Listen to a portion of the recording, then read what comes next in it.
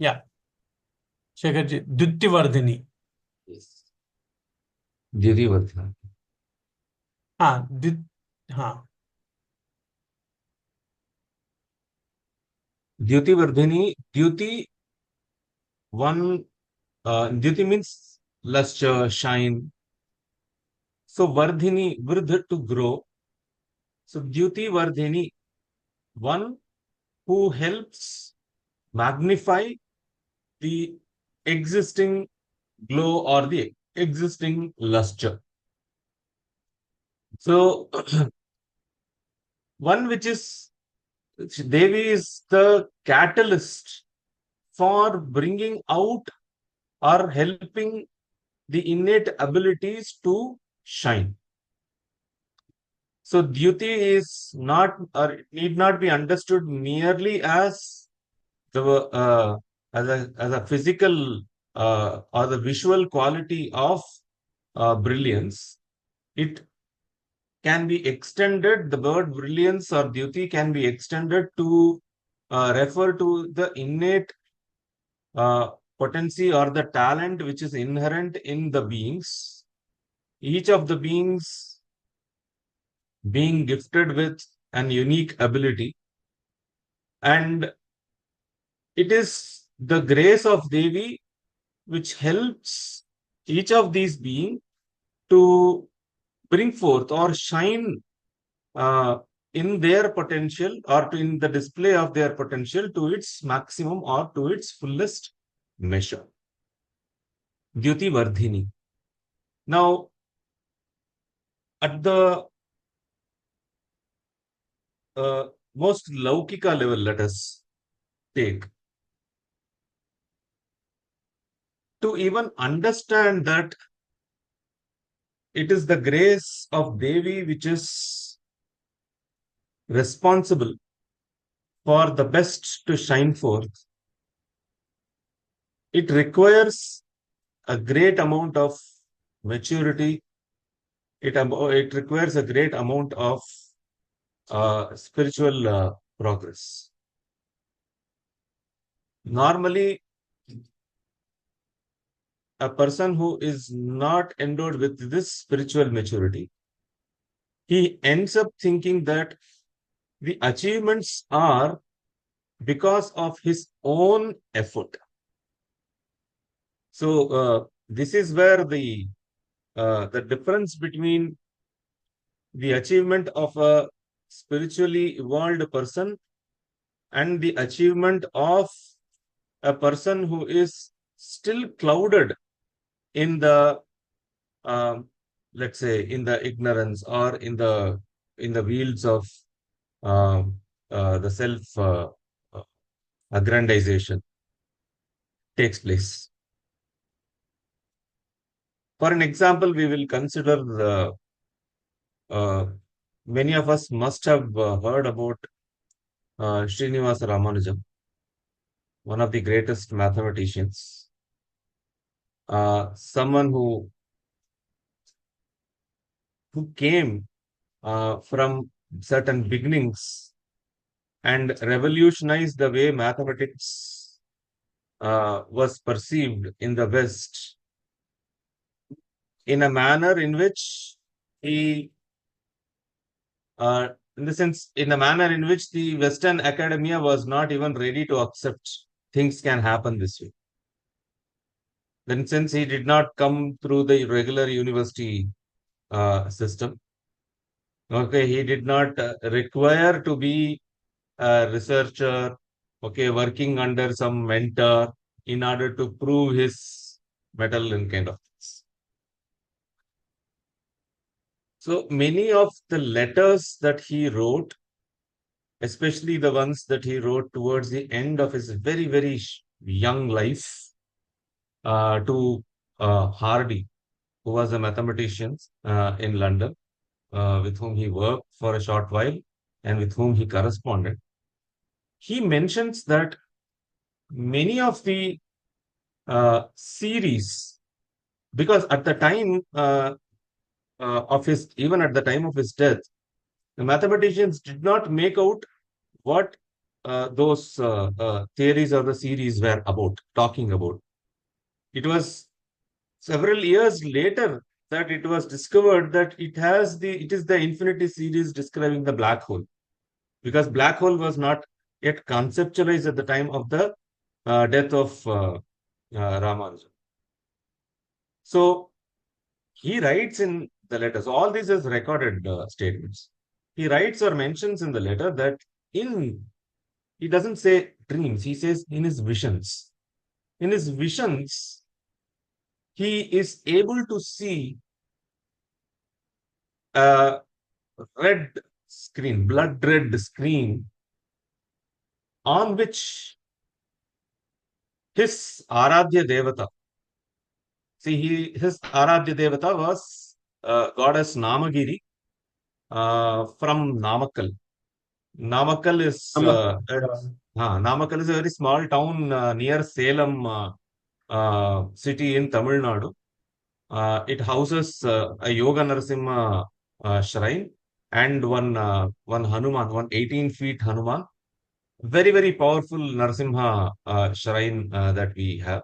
So the concert of Shri Narasimha there is Devi Namagiri. So he mentions that Devi Namagiri, who was his Aradhya Devata, he being a Sri Vaishnava, belonging to Sri Vaishnava Sampradaya, Devi Namagiri used to write uh, on that let's say the screen, okay, and these were the visions that he got. You should also know that when we know his life history, at the time it was a taboo traveling traveling the outside the country. Okay, especially if you are born as a Traivarnika or a Brahmana, you are not supposed to travel across the sea, See, and it was a taboo. So when this offer came, he did not accept it, and he said he waited in the temple for 3 days till he saw the signs of approval coming from his Aradhya Devata. Only when Devi Namagiri allowed him, or he saw, see, he sees the Devi giving him permission, he sets off to London. So this is the kind of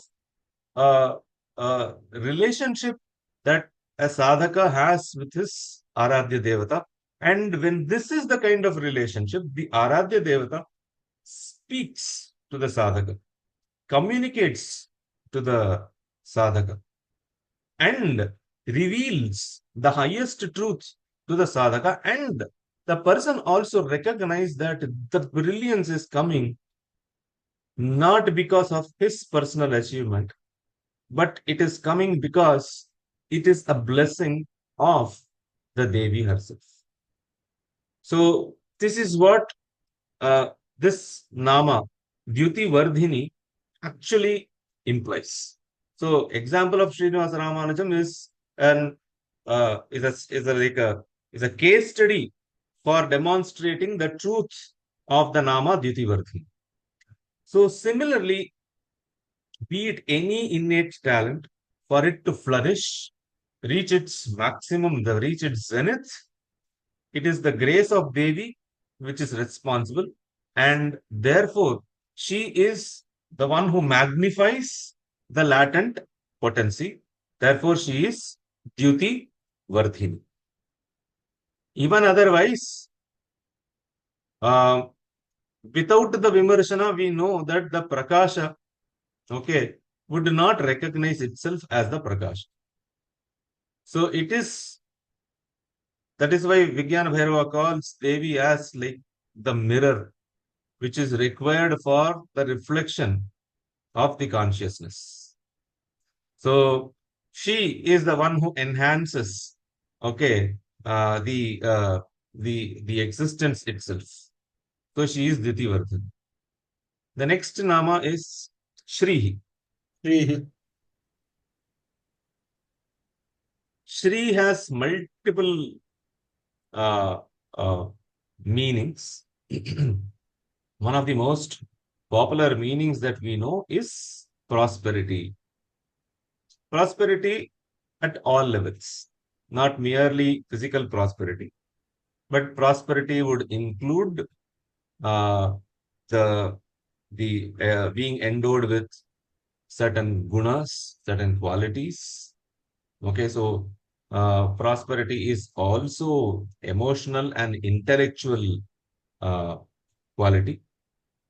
And prosperity at the highest level means being in our a state of fulfillment, right?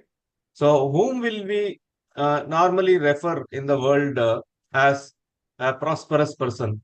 Someone who does not have any wants, or someone who can can get anything that he desires at his will. Probably this will be the filtered down version of who is the most richest or who is the most prosperous person on the planet. There may be multiple ways of coming at, but if you just know, this is the nichode of the answer. The ability to fulfill any wish, okay, or not having to even wish for something. These two would, so this is that fulfillment. So, highest state of fulfillment is when there is no need for having any desire. So, from the Adhyatma point of view, Shrihi means reaching the state of our being wherein we are one with our Purna Swatantriya Shakti. When we are one with our Purna, the full Swatantriya Shakti, it means there is no dependency on anything else for our fulfillment. We are always full. We are Ati Purna. We are ever full. We are ever full. So, Shri at the highest level denotes the state of being Purna, not having any, uh, I will not say not having any need for desire, because that will once again take away the Swatantriya from Parashiva. Who has achieved everything. Who has achieved and who has the free will to do what he wants at his own will, and not answerable to any no state of existence, rules of law, the laws of nature, or anything like that. So that is uh, one of the most popular understanding of the word Shri. So taking the material aspect, the word Shrihi is also applied to the concept of Mahavishnu, because Mahavishnu being entrusted with the act of sthiti would require the accompaniment of prosperity that comes in the form of the nature's bounty and others. Therefore, Lakshmi is conceptualized as the consort of Mahavishnu. See, let us understand from the Agama point of view. Shiva or the Parashiva, uh, whom we refer to as the Tattvātīta Tattva, okay, has no manifestations or anything like that. When the desire to create that Adya Spandana germinates, then it reaches the state of Shiva and Shakti. So this Shiva and Shakti is called as the Arupavastha of Shiva. Then Rupavastha of Shiva is called as the Sadashiva, and the Ishvara level is called as the Rupavastha, from where he manifests as Ananta. All these are very beautifully described by uh, Swami Lakshmanju Maharaj. Okay, when he speaks about the Tantravatarana concept, the how the origin of the tantras, and from there emerges Srikantha Rudra. It is this Srikantha Rudra whom we come across in many of the Puranas, like the Shiva Puranas and other Puranas, as the highest form of Shiva. So our Tantragama corpus recognizes a few more levels above the Srikantha Rudra. But anyway, Srikantha Rudra is the highest because at the plane of existence, he is the one who is acting out all the divine leelas and vibhutis. Srikantha Rudra, uh, in order to help in the functioning of this cosmos, creates 5 more beings who are entrusted with the fivefold cosmic acts, the Panchakrityas: Srishti, Brahma, Sthiti, Vishnu, Samhara, Rudra, Tirodhana, Ishvara, and the Anugraha with Sadashiva. All these at the cosmic level, okay, are done by the 5 respective beings who are manifested from the Srikantha Rudra form. So Vishnu, as per our understanding, is a manifestation of Srikantha Rudra in order to perform the act of Sthiti Kritya at a cosmic level. And for the Sthiti to take place, he requires the energy or the Shakti of sustenance. And that comes from the bounty of nature, which is personified as Devi Lakshmi. So Shrihi at the third level of in which we have described earlier can be understood as the form of Devi Lakshmi. All right. Shrihi also means poison. Okay, Shrihi also means poison. That is why the word is Shri Kantha. Shri means, Kantha means neck. One who holds the Shri or the poison in his neck, the Neelakantha or Vishakantha, Shri Kantha, all the 3 words mean the same. So Shri means poison also. Okay. Why? Because it causes poison in the sense, the etymology of Shri is that which causes degeneration. Shrinate iti Shri.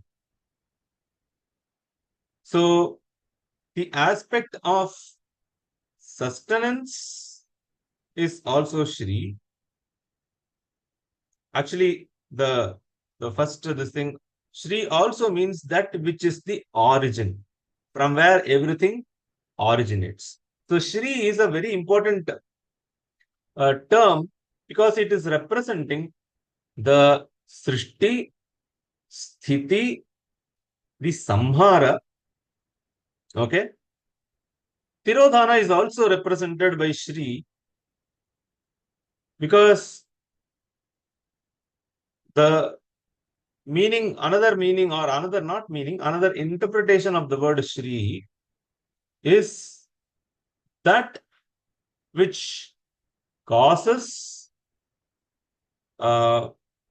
forgetting. That which causes a person to forget, which is nothing but Tirodhana. What is Tirodhana? Tirodhana means hiding. Okay. So the factor that makes someone forget That aspect is also called as Shrihi. That aspect is also called as Shrihi.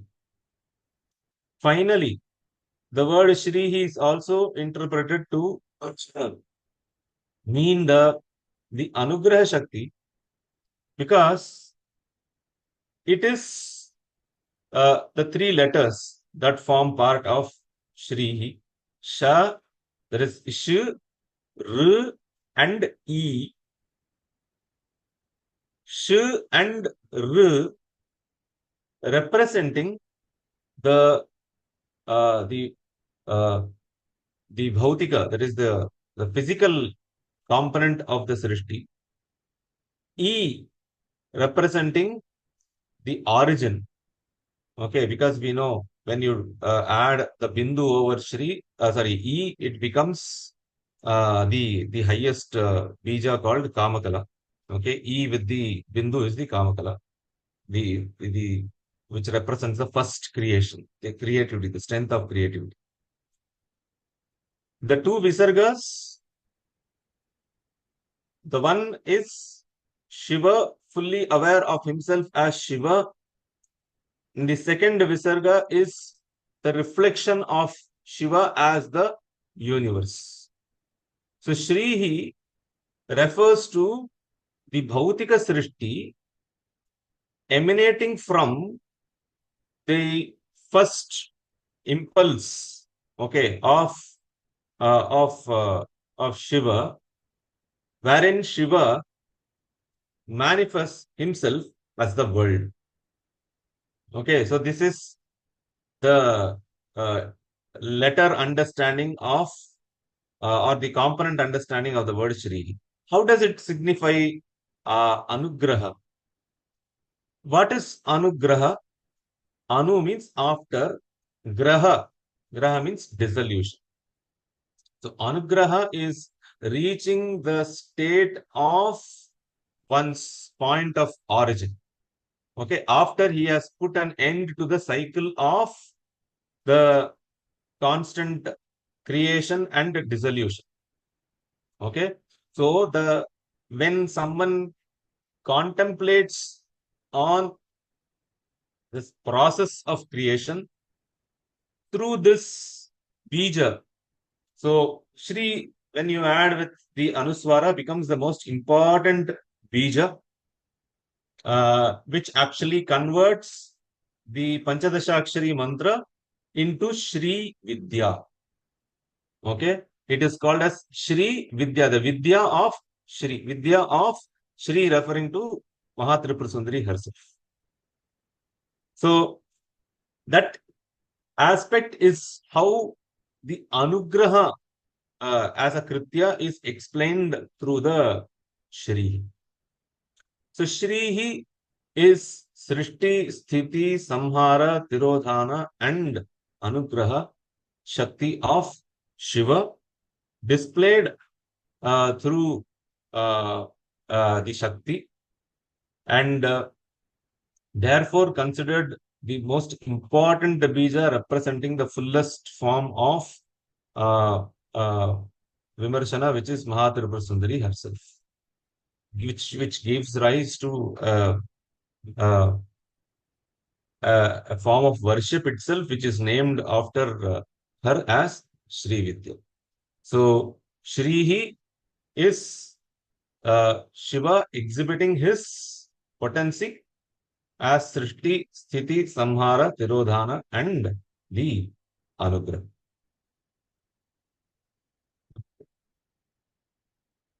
Kritti Vasana. Vivasana. Kritti Vasana, Krittihi, that which is cut. Okay, so Krittihi refers to skin. In the olden days, the skins were peeled. Okay, after the slaughter of the animal, the skins were peeled. Therefore, it is called as Krittihi because it is cut out. Vas or vasas means cloths by which you are able to cover, by which you are able to cover or you are able to hide. I think now we understand the the etymology of the word vasana. Okay, vasana is that which is used to clock, which is used to cover our thought process, because it keeps adding layers and layers of colors brought forth from the previous experiences, therefore not helping us have an experience independent of our previous condition. So it's called as vasana. Okay, so vas means the cloths in simple terms. Shekharji, So sorry, one question. When you mentioned about these five Srishti, Sthiti, Samhar, Pidhan, and Anugraha, somewhere in Swamiji's audio, I have also read about sixth one, which Swamiji talks about, which is where he says basically the Devata is Ananta Bhattarika, where he talks about which keeps skrit. Am I my understanding is wrong, or it is only five? no, Swamiji, no, I I have just seen missed out the Swamiji last talking part. about sixths as these things. Hmm? No, after Anta Bhattaraka, you said something. No, no. What I said, one is when example you said Srishti, Sthiti, Samhar, Pidhan, Anugraha. Swamiji also talks about the sixth one, which is to keep skrit, where Swamiji says the Devata is Anati Bhattarika, Anant Bhattarika, I think. Ananta Bhattaraka, yes. Is that correct? Is it sixth one? Uh, Actually, there are seven. Oh, really? Okay. Okay, there are seven. Why we stop short of the five is that it is more than sufficient to Okay. explain everything under the five. Okay. No, but what is Or difference between Pidhan? Pidhan is also keeping secret, or no? It is hiding, right? One is hiding, another is keeping secret. Is it same? okay. Uh, Sorry to uh, ask you this question. no, no, no, no. Yeah. So Tirodhana Ah, is understood at the highest level of forgetting one's true nature. okay. Okay, that is the Tirodhana Shakti. Tirodhan, yeah. All right. Whereas Pidhana Shakti is, for example, if you were to, uh, uh, let's say, any worldly functionality, okay, there also you may have to not reveal everything fully in Okay. order to perform a particular task. So there, the uh, rather than rather than saying hiding, if you say selective presentation, Okay. you will require selective presentation of certain things in order for the function to happen. That is what Sri Ananta Bhattaraka does. Acha. Okay. Okay. Okay. Because, like I said, no, where is Ananta coming? Ananta is coming just before Sri Kantarudra. Exactly. Huh. Okay, between Maheshwara and Sri Kantarudra is Ananta Bhattaraka. Mm. Okay, so what has Ananta Bhattaraka to do? Ananta Bhattaraka has to ensure that the cycle of the cosmic this thing keeps going on. Okay. That's his role. Okay, he has to perform that role. For that to happen, okay, he brings forth Srikanta Rudra, who will subsequently bring Brahma, Vishnu, Rudra, Ishvara, and Sadashiva. Sadashiva. So at the worldly level, the revelation of whatever is required at that particular level is done by Sri Ananda Bhattar. Ananda Bhattacharya. Okay. Okay. Okay. There is one seventh state. It is Oh. called as the Vishranti. Okay, post Anugraha is Vishranti. Or actually, pre Srishti, post Anugraha, both are called uh, as Vishranti states, Uh-huh. where everything comes to a rest. Rest. Uh-huh. But normally, it is through the five we can explain everything. So the sixth and the seventh are not normally taken up Okay. for discussions. Okay. Yeah. Thank you. So Krittivasaha. So Vasas means cloth. Kritihi means skin. So Kritivasaha, one who wears the skin as a cloth. This is an epithet normally used to Shiva because Shiva wears the elephant hide as his upper garment. Okay, he wears an elephant hide as his upper garment. Uh, uh, this is directly alluding to one episode or exploit of Shiva of destroying a demon by name Gajasura. So there was a demon by name Gajasura, and who was tormenting because of the excessive pride that he had got because of the boons which he received from Brahma. So he starts tormenting all the people. And the legend says that he once enters the Kashi Kshetra and disrupts the Shiva Puja that's happening there.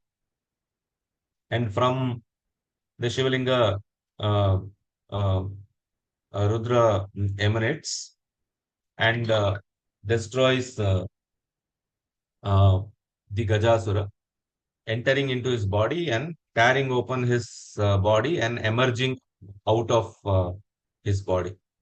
Okay, so that is the story of the Gajasura Samhara or Gaja Samhara. And he wears the skin of this Gajasura at the end. All right. So this Gajasamhara legend uh, lends the name Krittivasaha to Shiva because he wears the skin uh, of the elephant hide. Okay. Normally, he is also shown wearing an tiger skin beneath his uh, hips, but the epithet Krittivasa specifically refers to him wearing the elephant skin. If you see the most famous painting that Swamiji had commissioned of Swachandanatha, Chandabhaira, he will yes, you're also right. be shown wearing an elephant hide on the There is top. also, yes, correct. I was Yes. also So, thinking same. Yeah. yeah, so the Krittivasaha is an epithet reserved for Shiva because he performed this Gajasura Samhara. Okay. And just as a matter of this thing, I want to tell you, there is one very beautiful temple in Tamil Nadu near Vadur, wherein you see almost a massive 8 feet bronze, Chola bronze, known for its exquisite casting technique, wherein you see Shiva emerging out after destroying the Gajasura. So you'll find the Gajasura, okay, with the Prabha and all those. It's a lovely piece of Chola masterpiece. Okay, which you should all go and see at your own convenience. So it's a beautiful thing. So Krittivasaha is okay. Coming back. So Devi is therefore the Patni or Shiva Patni being Shiva Patni. She is also she shares the same epithets of Shiva. Okay, so that's not a thing. But what is it at the Adhyatma level? What does it mean at the Adhyatma level? Yeah, before I move further, just for your this thing, I will just show you what. Oh, okay, disabled, no problem. You want to share Okay. something? Just wanted to show you that icon. That's all. Okay.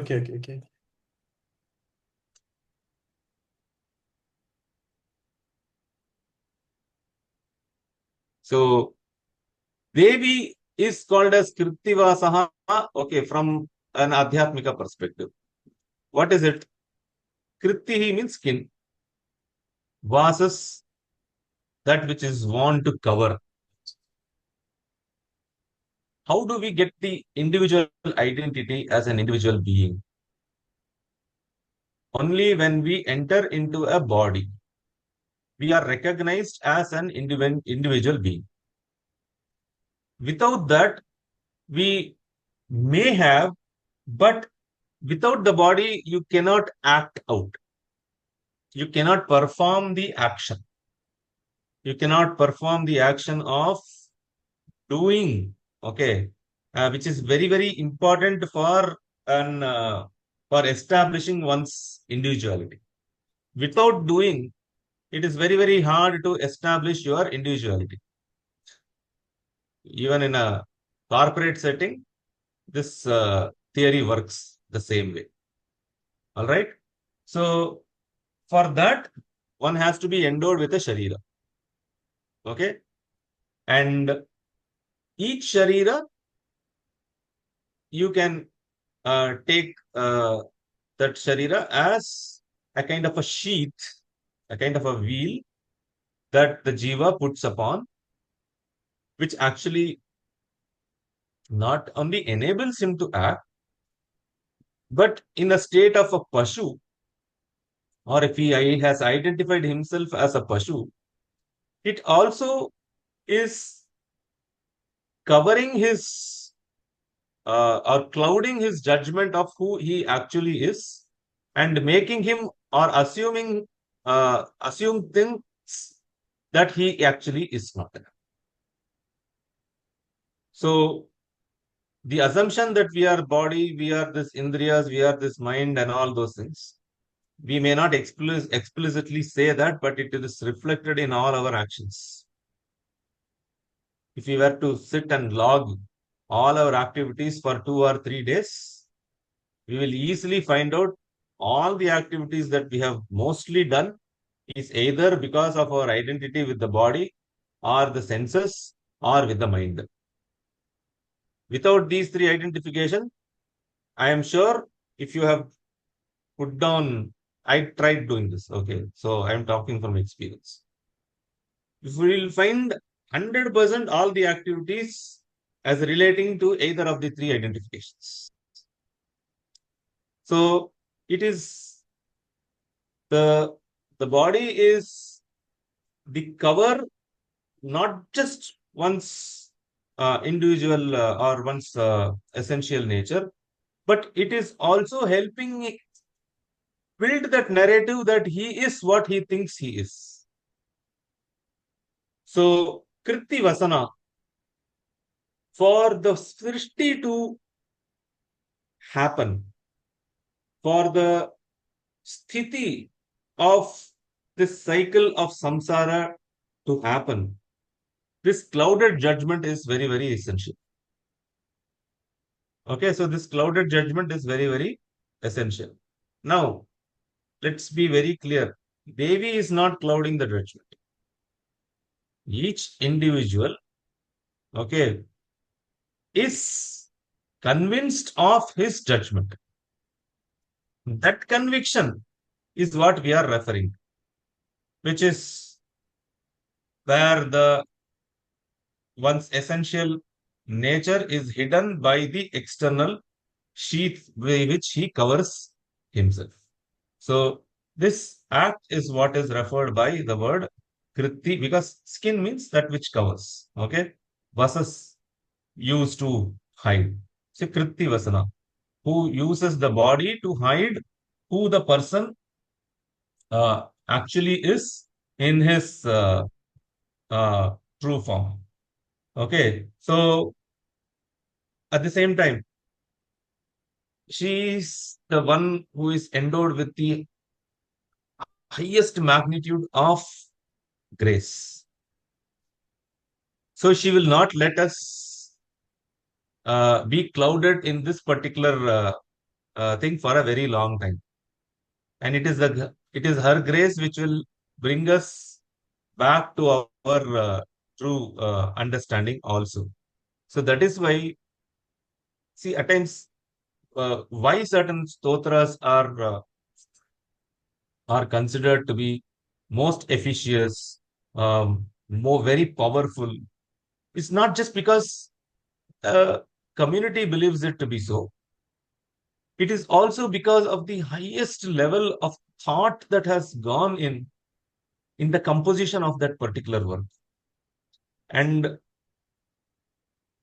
these stotras are not even human compositions. The one that we are reading is not even a human composition. So the level of detailing is something unimaginable. A better speaker, a better commentator would explain layers of meaning 100 times better. Okay. But from Krittivasana, look at the next nama that it is saying, Kankali. Okay. Krittivasana, using the skin to cover your this thing. The next nama is Kankali. Kankali, okay, from the Pauranika point of view, it refers to Devi Chamunda. If you have seen the sculptures of Devi Chamunda, you will see an emaciated form. All the entire, it will look more or less like a skeleton. Okay, more or less like a skeleton. Okay, reduced to skeletal form. Reduced to the skeletal form. This is Devi Chamunda or Kankali. So, what does Kankali mean? Being uh, or being reduced to a form which is as close as it is to the point of origin. You get it, right? So, Kankali is not skeleton, it is skeletal. So, you will still see some of the human features like skin, okay, nails, and even hanging breasts, okay? But it is so close that you will mistake it for a skeleton. Skeleton. So, the Devi's Anugraha will also ensure that we are closest to the understanding of who our true nature is. Who our true nature is. So, why, okay, then why call it as Kankali? Why not we say that she has revealed the form itself? For this, if you, I'm sure all of you must be having Swamiji in the Secret Supreme, when he explains the seven, the process of the seven perceivers, Sapta Pramatra. Right.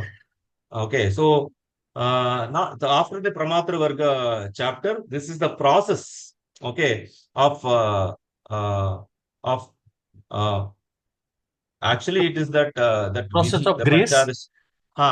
the Panchadasha Vidhi, Ekadasha Vidhi, Yeah. okay, Nava Vidhi, which Swamiji speaks of. There you will see that it is only till the time of reaching the threshold point of the Maya that the push is required. Once a person has crossed the level of the Maya Tattva, then no external push is required. The ascent happens very, very seamlessly and naturally. So, Kankali is taking you as close as, in the sense, the moment you cross the Maya, because Mahamaya. there is, you cross the Mahamaya, there is nothing. You are back to your skeletal form. Skeletal here is your original true nature of being Shiva. So you have seen your form as Shiva. After that, there is no push required. It will automatically, the person will progress and reach his this thing. It is only till the threshold of crossing over the Maya. Here, Maya is that skin. Okay. The moment you pass through that or go beyond that, the skin, you have seen the true inner personality inside. So that is the Kankali Shakti. So Krittivasana, Kankali. Okay. So yeah, what to say? So Krittivasana and Kankali. Kankali. Kalinashini. Ah, who is Kankali? She is Kali Nashini, one who destroys the Kali. What is Kali? Kali is the state of misunderstanding is Kali. Mhm. Even in text like Srimad Bhagavata, what do we see as Kali? Kali is anything and everything opposite of Jnana. Anything and everything which is opposite of Bhakti. That is Kali. Okay? So, Kali is a state of ignorance. Kali Nashini, one who destroys the state of ignorance, is the Anugraha of Devi herself. This is from the highest point of view. From the Laukika point of view, it is only through the devotion, it is only through the display of Shraddha and Bhakti to our Sampradaya, okay, to our Devatas, that we can overcome all the difficulties that are described as a result or as an offshoot of the Kali Yuga. Kali Yuga is the testing time, testing of one's uh, steadfastness, testing of one's conviction. So all these will be tested, and it is only by sticking on to the Shastra and the Sampradaya we can overcome these trifles of the Kali. And she is the one who would show us the way as to how to overcome this um, uh, the issue, the problems that we face in the Kali. So she is called as the Kali Nashini. Rakt Bija. Rakta Bija Vadutata. Can we continue this next Okay, week? sure, Shikhar. Okay, thank you. Okay, namaskar. Thank you.